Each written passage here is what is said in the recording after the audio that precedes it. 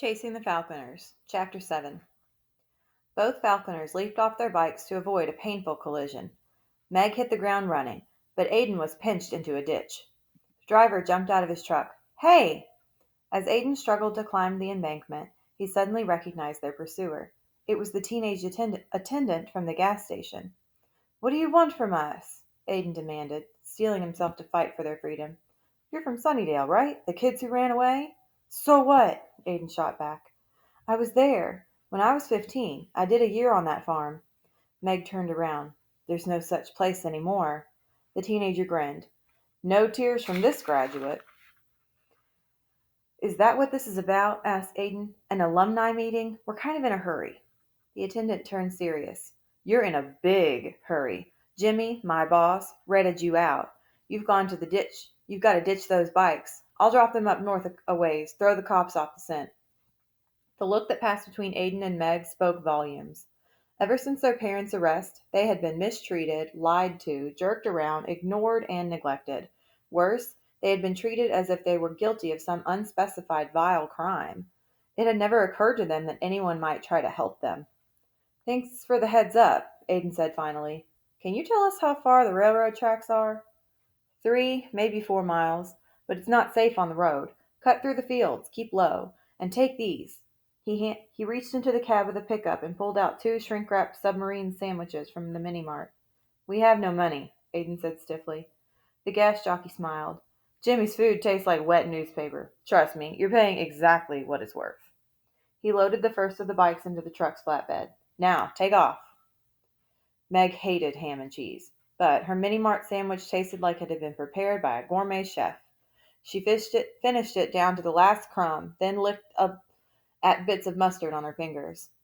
She turned a jaundiced eye on her brother, trudging beside her through the wheat field. Aiden still had 3/4 of his sandwich left. He was nibbling slowly, savoring every morsel, making it last. You're doing that on purpose, she said irritably. Doing what? Waving that lousy sandwich in my face when you know I haven't got one. You had one. You ate it. Like a normal person, she insisted. I didn't turn it into a 3-day picnic. Do you want a piece? He offered. No, it's yours. Well, then, let me eat it, he mumbled, mouthful. My way. But after a few more bites, he took the wad of clear plastic from his pocket, carefully unfolded it, and rewrapped the remaining half sandwich. Now what are you doing? Meg demanded. Saving it for later. Who knows when our next meal will be? She stormed ahead, putting her brother and his annoying habits out of her sight. Aiden always had to have a plan, even for something as stupid as a ham sandwich. What could you expect from a kid who used to sort his Halloween candy into alphabetical order and would still be eating the zing nuts in April? It was almost as if his personality had been custom craft to get on Meg's nerves. Hey, she reminded herself sharply, he didn't get on your nerves when he busted through smoke and flames to rescue you. But even then, Aiden had needed an instruction manual, the how-to he'd taken from one of Dad's cheeseball detective novels. How was a guy like that going to get all the way from a wheat field in Nebraska to a place in Vermont he barely even remembered, with no money and no plan? The challenge that lay ahead simply could not be met by a person like Aiden. This called for someone who could think on her feet and fly by the seat of her pants. Someone like Meg. It's my job to get us through this. I have to be sharp, on my toes. I can't let anything get past me. Meg! She looked back and realized instantly that between her and Aiden was a railroad track. She had actually walked right over it and missed it. They made a left turn and walked along the line of the track. Somewhere on this shiny double rail to infinity lay the station at Gibbon, where 2 fugitive kids could hop a freight east. Gibbon. It was still miles away. 10, 20, 50? Every time she pictured the mini-mart map, the dot that Gibbon had somehow slithered further away from them. She swallowed her pride. Hey, bro, how about we crack open that half sandwich? We should probably wait, he warned, but finally gave in. This time the food wasn't half as satisfying in her mouth. The ham too salty, the bread stale. Of course they should have held out longer. Why was Aiden always right?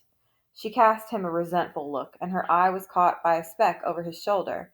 A moving speck. He was instantly alerted to her distress. What? She pointed. I'm being paranoid, right? There are millions of reasons for a helicopter to be up there. Sure, Aiden said uncertainly and couldn't name one. But just in case. He did a 360, nothing but acre after acre of golden wheat. Not a shrub, not a rock, zero cover. 11 on us, unaccounted for in a big open state. Meg felt the panic rising in her throat. Of course the juvenile authorities would search by air. The ground level. You could disappear into the Nebraska fields.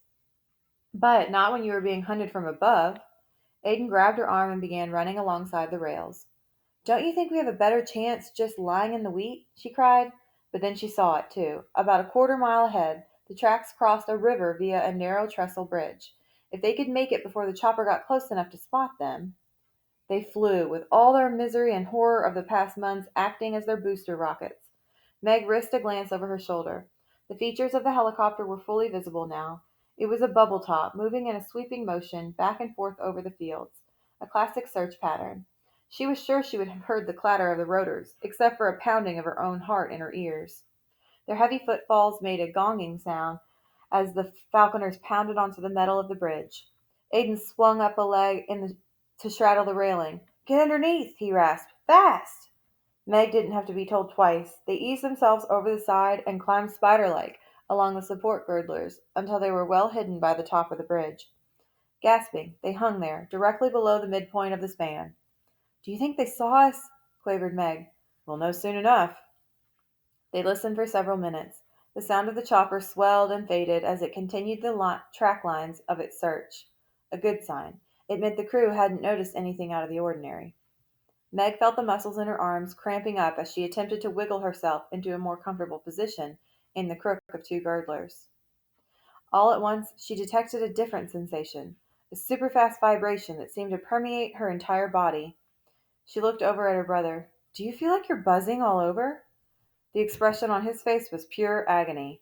Hang on, Meg, and hang on tight. There's a train coming.